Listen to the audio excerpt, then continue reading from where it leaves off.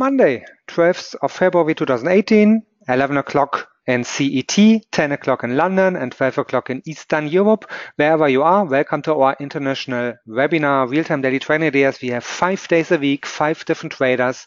We will speak about trading ideas, strategies, and maybe 1 or 2 questions from your side directly answered in our webinar. Our goal is daily, and for that, quick and smart, 15 to 20 minutes. So let's have a great start in the new trading week. Greetings from Berlin office. From Admiral Markets. My name is Jens, but I'm not the main speaker. I'm just making the introduction. And of course, we will start all the time with the risk disclaimer. Forex and CFDs are leveraged products and can result in losses that exceed your deposits. If you're a starter, please start with a demo account and make yourself familiar with the leverage effect, long trading, short trading, and your personal risk management. If you like to read the full risk disclaimer, just visit one of our web pages, for example, admiralmarkets.com, and everything will be to find there. This is me. My English is made in Germany, but hopefully some of my quality too. But like I said, I'm not the main speaker. The main speakers are the day traders of the day. Today it's Monday, so today it will be Jay's day. On Tuesday it's Paul's day. On Wednesday it's Mike's day. On Thursday it's Leonard's day. And on Friday it's Dirk's day. Our leading day traders live. Today's actions are tomorrow's results. Yeah, and of course, if you like to trade Forex and CFDs, you will get lots of benefits only at Admiral Markets. For example, one of our bestseller, DAX 30 CFD, the German index CFD, a typical spread of just 0.8 points. You can trade mini lots or full lots. You have a choosable leverage and, of course, some safeguards like our negative balance protection policy. Check all the benefits out at admiralmarkets.com. Of course, there you will find also something about our regulatory background if you like to see that.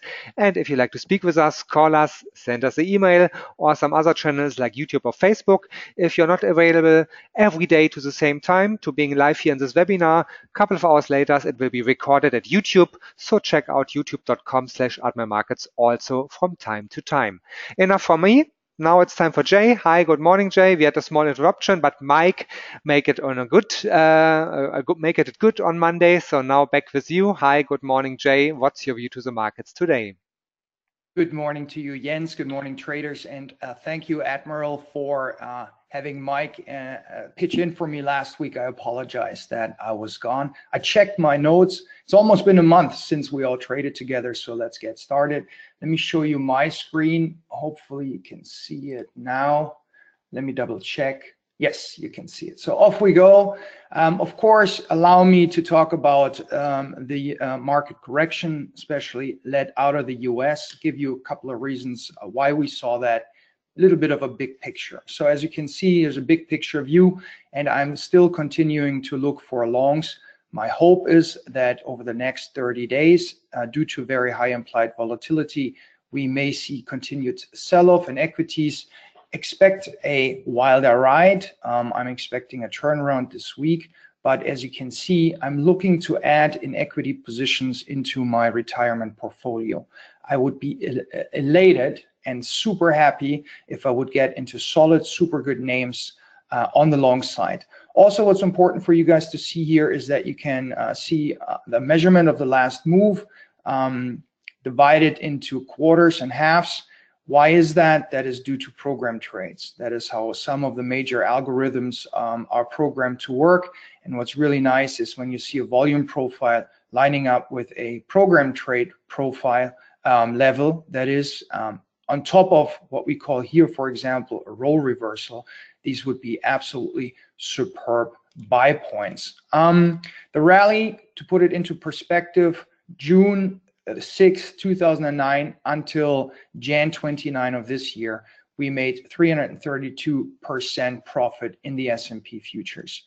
The crash, as some market heads talked about it on CNBC and low quality news outlet as such, was from 29.1 until last Friday close, minus not even 9%.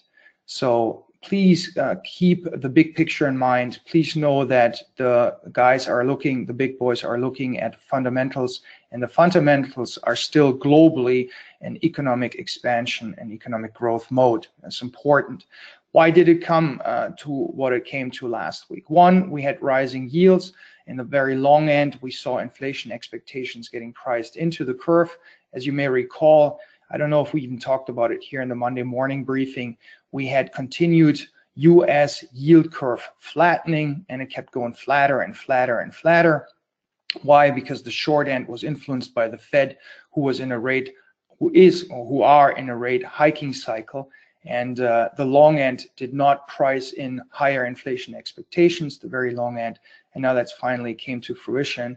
And we saw a bear steepening in the 2.5s, which then in turn meant quite flight to quality in the short end, which then in turn meant negative implications for the markets, and the markets came off. So please keep an eye on the 10-year yields across the globe. In Germany, for example, which is the leading yield for Europe, we went from 0.38% in the 10-year to 0.8%. Now, I used to be a bond trader, and that is a magnificent move. Yeah? On top of it, the volatility of the price change increased, so that is a big headache for all of the long-term investors. Rising credit spreads, it's also that you need to keep an eye on. We saw significant outflows in the high-yield bond market in the US, and equities were continuing to make higher highs. That is a divergence that you can actually trade.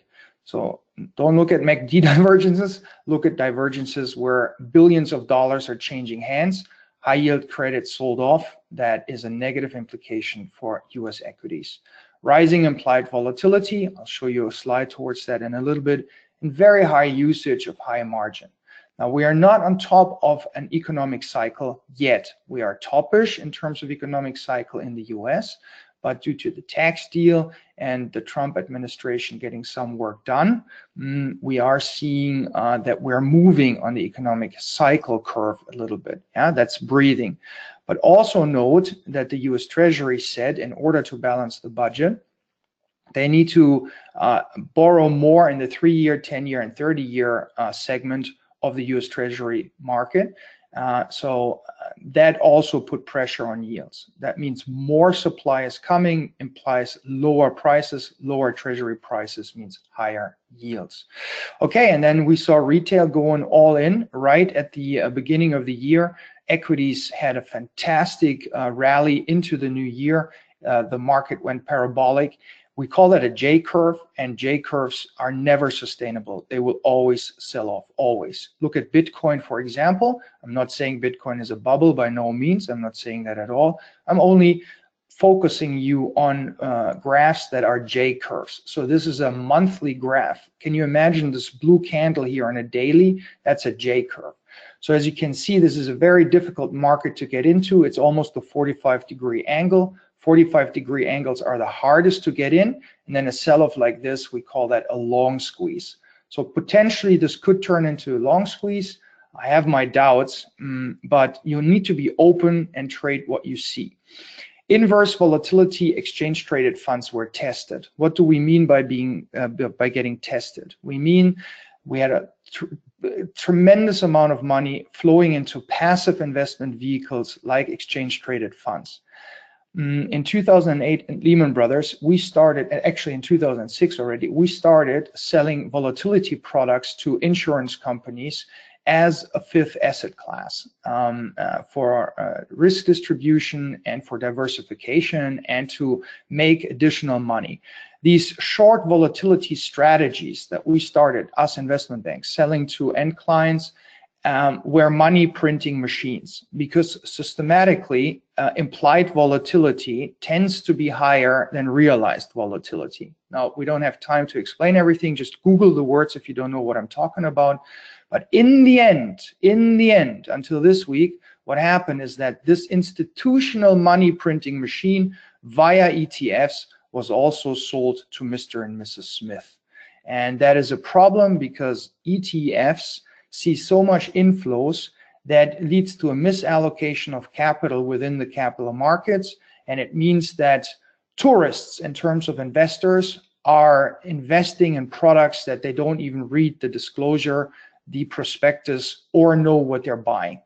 Everyone is buying, a lot of people are buying ETFs and they have no clue how the ETF really adjusts its risk into the close at the end of the trading day. And so the market tested if these inverse volatility ETFs can hold up. And we had a volatility that was closing in the VIX below 10. Before May 2017, We had 9 trading days in the history of the S&P where volatility closed below 10. After May 2017, we had over 60 trading days where volatility closed below 10.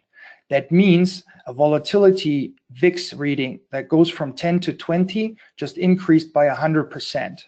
These inverse volatility ETFs had a trigger that they closed down, some of them, once volatility increases by 80%. We went to above 50 in this supposed crash, right? So a lot of these volatility ETFs went to way above 100 in price to below 10, below 8, below 5.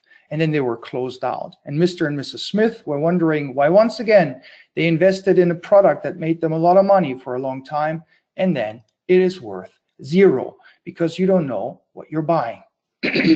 Is this a crash? No, it's not. It's a market correction. But a record inflow and outflow of money, especially retail money, into stock ETFs. Here you can see that this correction cost a lot of money leaving, especially the SPY, which is the largest ETF on the S&P 500. This is retail trading activity ahead of the correction. And what we can see is that we're looking at E-Trade, which is a retail broker in the US, and TD Ameritrade, another retail broker in the US. And we look at their clients, Mr. and Mrs. Smith, opening up new accounts. If you were so smart to listen to the earnings calls of TD Ameritrade and E-Trade, for example, you would have heard the CEO explain that they hadn't had new account openings in this size and magnitude since 2007. I hope you all can recall what happened after 2007. So retail activity still is a very good indicator for market tops or bottoms, or not if it isn't a market top, at least ahead of corrections. And we can see that retail activity went on the New York Stock Exchange in terms of percentage of trades parabolic. 1/3 of activity was done by retail traders. So we've watched this for a long time. We saw that institutional money was leaving the equity space and retail was picking up their pieces. So we call that redistribution from smart money to not so smart money. XIV is one of these inverse ETFs. We can see how it busted here. We can see a volatility index below 10, and then all of a sudden here going to 38, and the peak was above 50, and the XIV went bust. It went from a price of way above 100 down to, here, look at this, it was 115, 120 area, down to below 10. And then was closed out. S&P volatility, where are we? This is from one of my first senior traders at one of the largest investment banks where I started trading. As you can see in this distribution here, up here when we had 40, 50, 60, 90, this is almost exclusively the global financial crisis, and we are currently here at around 29 on Friday when we close the market. So that means that over the next 30 days, you can expect the S&P 500, or let's put it this way, the option traders are pricing in probability that the S&P 500 will move up or down by over 8% within the next 30 days. So buckle up. This could be 8% up. This could be 8% down. It can be more. It can be less. We don't know how much of the inverse volatility, risk parity, volatility targeting funds. I can give you all these sexy sounding names. Basically what it means is central banks printed money over the last 10 years. Central banks intervened with all free markets. Central banks put what we call a put in place. Every time the market sold off, central bank was there providing liquidity. Now this year, some of the largest Western central banks are withdrawing from that liquidity measure that is causing now yields to rise. We have a global economic expansion, so yields are rising and the party is over. They're taking the punch bowl away. And everyone and their brother and mother and sister is long everything, all in, highly leveraged and short volatility. And that is now causing a little bit of pain. And let me give you this smart saying. The market is in existence to always hurt the maximum amount of people at the worst time that they could possibly be hurt. That's sort of the function of the market. So if you're late to the party, that's part of the game, unfortunately. Back to Forex. Forex market were easy to trade. I'm sorry that I said easy, but really, really, really well behaved. We didn't have catastrophic moves. they behaved extremely well. So we're using a fundamental intermarket correlation, sentiment, and technical driven framework, and that made us good money the last couple of weeks. What we can see here in the overnight session is nothing. Okay, it's important. Once you see that, okay, in the beginning here of the overnight session, we saw some risk-off sentiment where money was flowing into the Japanese yen and out of the US dollar. So the DXY still holding above 90. That is the dollar index. 60% of it is made up of the euro. So we saw some risk-off sentiment, but really this is sideways markets, nothing going on. We had no tier one data really. In the last hour, we saw some money going into the Japanese yen and out of the Aussie dollar. Now, last time I had someone say, this is boring, I want to see chart. Do me a favor, click out of my morning meeting, all right? Obviously, you want to look at charts. Charts is not what's moving the market. What's moving the market is fundamentals. For everyone else who wants to learn how institutions trade and make money year in, year out, let's listen and look at the fundamental events this week. Obviously, we can't see much here, so I broke it down into individual headlines for this week. Dollar, what's up for the dollar? Come on, Mr. Computer. Focus here lies on Wednesday's consumer price index numbers, expected at 2% versus 2.1 last, and core also slightly lower, but the headline number coming in line. So important. If inflation is increasing, you can expect strength in the US dollar. Also note that the calculations are being changed for the CPI. That's bad. They're changing the geographic sample, the used car pricing, and cell phone pricing. Due to the fact that they're changing that, we are now expecting on a monthly basis higher volatility and increased difficulties in judging the trajectory of inflation. This is one of the numbers that the Fed is looking at. So that sucks. End of story. One of the most important indicators is being changed to the worse. On Wednesday, we'll also have headline retail sales. Recall 70% of economic activity in the US, which is still the #1 economy in the world, is made up of the consumer. So it's expected to come in slightly lower, but still in line. Still all in terms of economic expansion. We had a very strong University of Michigan reading last time. We had very strong US wage growth in the last NFPs. So the economy over there is going well. Here I'm mentioning it for you guys again. Wage growth data suggested much higher than expected readings, stronger since 2009.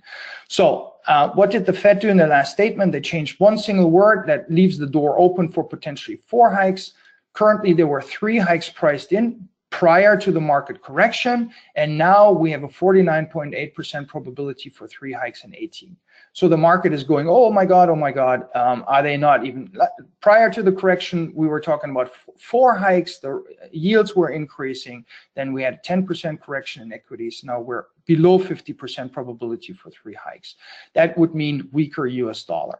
A note, the Fed would only react in case of a sustained market sell-off that would filter back into the real economy. All Fed speakers that came to the mic so far said, one guy even said, the sell-off is peanuts, small potatoes, sorry. He said small potatoes. So the Fed currently is not being worried. So that can be an opportunity for renewed US dollar strength. We'll have to see. Euro, ECB extremely unhappy about US administration's vocal support for a weak US dollar, even though Mario Draghi also always talks the euro down. We call that jawboning. The OECD euro dollar fair value based on PPP model is 134. And the December assumptions by the ECB, they were calculating with 117. The ECB's main worry, they're getting used to a stronger euro, but their main worry is the pace of the euro gaining in appreciation. That is what worries them, so that is what we'll have to keep an eye on. The little bit of a sell-off that we saw last week was actually good for the ECB. So we had dollar regaining some strength because the US Treasury curve was steepening. Big boys keep touting buy the euro dip. My old shop Societe Generale suggests buying the euro for longer term positioning at 120.50 to 121.65 area on its way through current levels through the high 125 towards fair value 134. Obviously, this is not in stone, set in stone, right? A currency does not have to go towards its economic fair value model. It all depends on flows by institutional money. All right, next one. Need to hurry up a little bit, otherwise Jens gets upset. I've already talked 20 minutes. Pound, Tuesday headline, CPI, same story. CPI, CPI, PPI, PPI. These are the numbers that you guys need to keep an eye on. 2.9. Why is that good? Because if it really comes in at 2.9, it basically means Bank of England's forecast was right. They said we're peaking at 3%, we went to 3.1, and now we're coming off. If it's really coming off and converging towards the 2% target, that would be very, very good for the Bank of England. Funny enough, we had the pound gain so much strength on the much more hawkish MPC statement that they came out with, the Bank of England, a few days ago, that the sell-off stemming from the Brexit is now priced out of the market. Okay, Friday retail sales expected to come in stronger than last time. That's bullish for the pound. And here I'm mentioning for you the BOE delivered a surprise at its last policy meeting. And the wording was monetary policy would need to be tightened somewhat earlier by a somewhat greater extent over the forecast period than anticipated at the time of the November report. That led to pound spiking higher, repricing of the MPC hiking trajectory, meaning earlier hikes, more frequent hikes. Probability of May went to 70%, and for August, one hike is fully priced in, and growth forecasts were revised up, near-term inflation up, yet long-term inflation trimmed. This is really, really bullish for the pound. Okay, yen. Monday, Japan holiday. Thursday, Chinese Lunar New Year starts. Wednesday, we have the fourth quarter GDP is expected to come in a little bit low, but it's still positive. So that marks the 8th consecutive quarter in positive territory. Well done, Japan. Also, it's expected that Kuroda will once again be reappointed as chief of the Bank of Japan. That is super because Prime Minister Ivy has been re-elected, and Kuroda being put in place again. That means Japan will be is expected to be a central bank that will not tighten. So continued qualitative and quantitative monetary easing, and YCC means yield curve control. You may recall Japan is the only central bank in the world that is determining the rates in the short end, but also the rates in the long end. They want 10% yields to not go higher than 0.10%, i.e. they want long rates to be at zero. Money is for free in Japan. Aussie Thursday labor market report is expected to slow, and the unemployment rate is expected to decrease as well. So Aussie, the RBA does not see a strong case for raising interest rates in the near term. Hence, we saw some weakness in the Aussie dollar. The labor market is very strong there, but similar problem to the US. Well, that just changed because wage growth was seen in the last NFP report, but in Australia, we don't see wage growth yet. The same problem we have in the UK. These bank projection inflation targets I put in here for you guys so you could take note of them. If they change, the Aussie dollar will react. That is something where you can make money because institutional positioning is according to these numbers, and if these numbers go up or down accordingly, they will have to change positioning. I call these guys big, large tankers, and that means you can make some money, guys. All right. CFTC, okay, commitment of traders indicated. Euro short, they're coming off slightly off of their short. Canadian dollar, the dealers are approaching an extreme short positioning, and in pound, similar to the euro, we have a dealer short positioning that are coming off slightly. Volatility increasing. Why is my computer so slow? That is expected. Also means your average daily ranges will increase. My traders and I were using ADRs for stop setting limits. So you can expect breakout trades to work better in high volatility environments. Okay, low volatility, expect more of range trading. Option pricing implies short euro dollar for this session, short cable for this session, and long Aussie dollar for this session. and a long dollar Swissy. And option flows suggest bullish sentiment in the pound, in the yen, and in gold. So that would indicate more risk off. Hasn't materialized so far. And bearish for the London session, Aussie, Canadian dollar, and euro. And why did I highlight everything in red here? Because as we can see, we're having based on a different market, not the Forex spot market, but the derivatives market and the vol market and the futures market. They're telling us, guys, bearish euro. Okay, so let's look at a potential trade for this week that puts the entire framework together. We have euro futures and options markets indicating a short, as just alluded to, and we don't really have any tier 1 data this week. So we will be headline driven in case some of the ECB speakers head to the mic and state either bullish or bearish phrases. If at all, I expect bearish jawboning for the euro, so that would play into this trade. And then on the dollar side, we have economic numbers that are expected on the headline basis to improve slightly. And then we have building permits also expected to come in better. So maybe we'll see a continued recovery in the dollar. Keep an eye on the DXY. It needs to hold above 90. What is the trade structure? We're starting with a short position, and then we have 2 additional levels to add to that short. And the risk for the trade is dollar jawboning. If one of the administration's members head to the mic and talk the dollar weak again, and or we have some positive euro inflows based on risk sentiment. Here's the trade on a slide. We can go into the chart as well if you want. Yeah, that's Admiral Markets. Here we go. So the first position, starter position, has already been put on, and then as you can see, there's a high fair value area, two-way area from the past, where I would look to put on the second part of the position, and then the final level above that. If it really rises 2 more former fair values higher, my reading of the market is simply wrong, and I would take the loss. End of story. I cannot stress enough how important it is to accept a loss. Who cares? We do hundreds of trades per year. 1 loss means nothing, as long as your average winner is larger than your average loser, and or you have a very high win ratio, which an institutional process puts you in. You'll be absolutely fine. Who cares about 1 trade? Nobody. Things can change at any one time. If a very large client all of a sudden decides to long the euro, all fundamentals are off because the market makers will be pushed into a corner, and it goes straight up then. End of story.